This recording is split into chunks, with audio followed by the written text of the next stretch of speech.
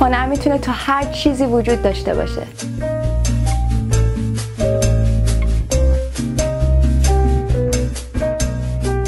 نقاشی، عکاسی، مجسمه سازی، رقص و هر هنری که فکرشو بکنین همه تو صفر تا صد جا داره.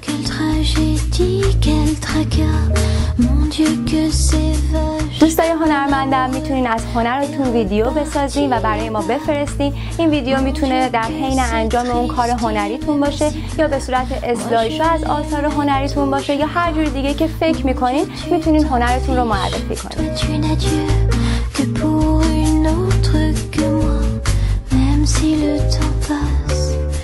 یادتون نره که هنر شما برای ما خیلی ارزشمنده. ما میخوایم هنرتون رو به دنیا معرفی کنیم.